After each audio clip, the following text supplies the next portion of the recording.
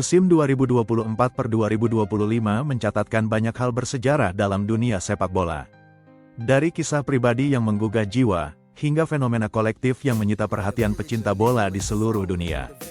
Di tengah gegap gempita liga-liga top Eropa, satu hal yang mencuat menjadi sorotan adalah dominasi klub-klub berlogo burung di Inggris dan Eropa.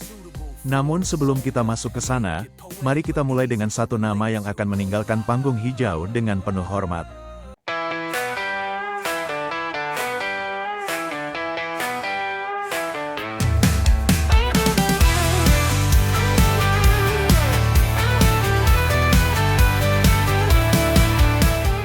Perjalanan inspiratif Luka Modric. Luka Modric bukan sekadar gelandang jenius. Ia adalah jiwa yang dibentuk oleh perang, ditempa oleh kesabaran, dan diabadikan oleh kejayaan. Dari pengungsian di Zadar hingga trofi Ballon d'Or, Modric membuktikan bahwa harapan bisa bertahan meski dikelilingi reruntuhan. Ketika ia akhirnya menutup karir panjangnya bersama Real Madrid pada akhir musim ini, dunia akan kehilangan bukan hanya pemain hebat, tetapi juga simbol keteguhan. Fenomena klub-klub berlogo burung yang mendominasi musim 2024-2025.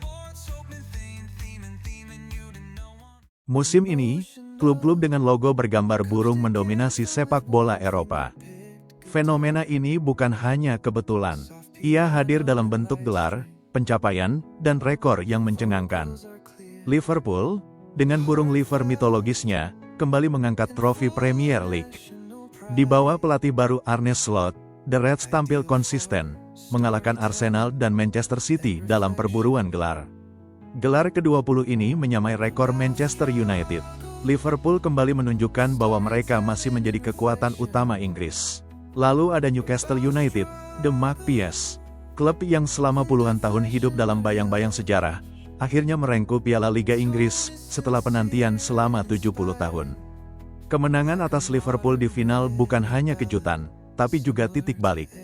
Dan siapa sangka, Crystal Palace, klub yang lama dianggap mediocre, tiba-tiba menyita panggung. Di bawah asuhan Oliver Glasner, The Eagles menjuarai Piala FA untuk pertama kalinya. Mereka menumbangkan Aston Villa dan bahkan Manchester City di final. Sang elang akhirnya mengepakkan sayapnya di langit Wembley. Yang paling emosional mungkin datang dari Tottenham Hotspur. Logo ayam jantan berdiri gagah di atas bola, seringkali menjadi bahan canda karena minim prestasi. Tapi tidak musim ini, Spurs menjuarai Liga Eropa, mengalahkan AC Milan dan bahkan Manchester United. Ini adalah trofi mayor pertama mereka setelah 17 tahun. Ayam jantan akhirnya berkokok keras di kancah Eropa. Go Ahead Eagles di Belanda, dan Bologna di Italia juga menambah panjang daftar burung-burung pemenang. Mereka membawa pulang trofi setelah puluhan tahun penantian. Satu benang merah pun terbentuk. Lambang burung bukan hanya ornamen, tetapi seolah menjadi simbol kejayaan baru musim ini. Apakah ini hanya kebetulan, atau alam memang sedang berpihak pada mereka yang membawa lambang terbang? Kilas balik dan perkembangan Liga Champions.